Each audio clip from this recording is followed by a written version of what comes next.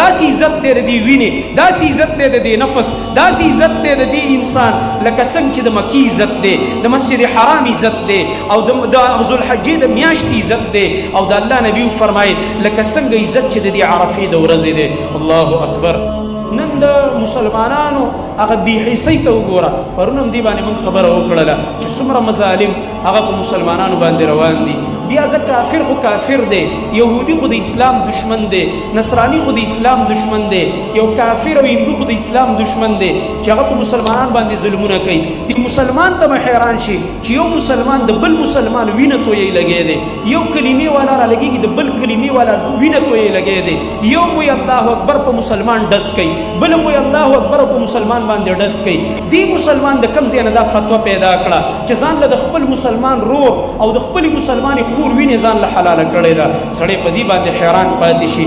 سبحان الله العظیم. نبی علیه السلام اسامه ابن زید ته ویلي چې کله په جنګ کې ورته یو مشرک مخامخ شو، د ده او د مشرک منځ کې یو ونه راغه او د دې ونې نه چې پې ده ګزار کو، هغه د ونې نه شاته شو. چې څنګه د ونې نه را مخامخ شو هغه ویل لا اله الا الله. ده ورته ویل ته څه لا اله الا الله وې؟ وایي ته خو مشرک یې، ګزار یې. صحابو ته مه وهه، ګزار به کو، کلمې یې ویله. ده ویل نه دا یې د یېرې نه ویلې ده، زما تور یې وکتله، خو بیا یې هم هغه ووالو په توره باندې. صحابه کرام چې کله نبی کریم صلی الله علیه وسلم خواته راغه، د الله نبي اسامه ته وایي پس د دې نه دې پې ګزار کړی چې هغه ویل لا اله الا الله؟ ته به د قیامت په ورځ د الله مخې ته د لا اله الا الله څه جواب کې اسامه؟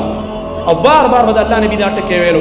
اسامه رضی الله عنه فرمایي دومره پریشانی په ما راغه، ما ورته ویلې د الله نبي هغه د یېرې نه دا کلمه وویله ځکه زما توره یې ولیدله، زما توره په هغه اوچته شوې وه. د الله نبي ورته فرمایي ولې سینه دې ونه وسیرله؟ تا ولې دننه زړه وسیرلو؟ ته کله نه په زړونو باندې مکلف شوی؟ په زړونو خو زه نه یم مکلف چې د الله پیغمبر یم. د زړونو حساب خو ما ته الله نه دی راسپارلی چې زه د الله پیغمبر یم. ته څوک یې چې ته د خلکو د زړونو حسابونه کې؟ ته څوک یې چې د خلکو د زړونو دا اندازې لګې چې دا کلمې په رښتیا ویلې که په دروغ ویلې ده؟ او الله رب العالمین قرآن کریم کې آیتونه نازل کړل. اے صحابو تاسو هم کلمه اوله کې صرف په ژبه وویله او دې نبي درنه قبوله کړه. نن که څوک ستاسو مخې ته کلمه وایي نو ته به وله په زړه باندې مکلف یې، ته به ترې دا تپوسونه کې چې دا دې د زړه نه ویلې ده او که صرف په خوله باندې دې وویله. نه، تاسو له د اسلام د کلمې لحاظ پکار دی. دا د سلامتیا کلمه ده، دا چې چا وویله هغه ته به سلامتیا میلاوي. د هغه وینه، د هغه مال، د هغه جان دا پتا حرام دی. د الله نبي فرمایي داسې عزت دی د دې وینې، داسې عزت دی د دې نفس، داسې عزت دی د دې انسان لکه څنګه چې د مکې عزت دی، د مسجد حرام عزت دی، او د ذوالحجې د میاشتې عزت دی، او د الله نبي فرمایي لکه څنګه عزت چې د دې عرفې د ورځې دی. الله اکبر. نبی کریم صلی الله علیه وسلم د مسلمان د وینې دومره تقدس او دومره احترام هغه ذکر کړی دی. زما محترم ورونو، او د دې د پاسه هغه یهودیان چې کوم نن مظالم لګیا دی په مسلمانانو باندې کوي، د فلسطین په ځمکه باندې مسلسل په دې اخترونو باندې او په دې اختر باندې هغوی نه دي پویه کړي، او دا د دوی اول ځل نه دی، د پخوا نه د دوی دا سلسله را روانه ده. کله نه چې هغه د ترکو ظالم اتاتورک راولګېده او هغه د فلسطین دوی له ورکړی دی، او هغه وخت کې چې عربو په هغه وخت کې کوم جهاد کو ویې کړلو خو ټول کافر ورته رایو شو او د مسلمانانو په سینه کې د خنجر نال کړی دی.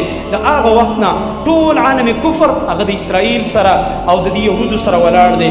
د اسرائیل نوم خو چې دی دا خو د پیغمبر نوم دی، د یعقوب علیه السلام. دې وجې نه د تربیت دپاره ته دا یو خبره کوم چې د اسرائیل دې نوم ته به کنځل نه کوئ، ځکه اسرائیل د یعقوب علیه السلام نوم دی.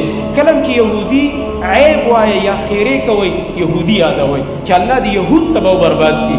دا مه وایئ چې الله د اسرائیل داسې کوي، اسرائیل داسې وکړم او د اسرائیل نه، اسرائیل یعقوب علیہ السلام دی. قرآن کریم کې الله رب العالمین بار یا بنی اسرائیل، اے د اسرائیل بچو من د یعقوب علیہ السلام اولاده.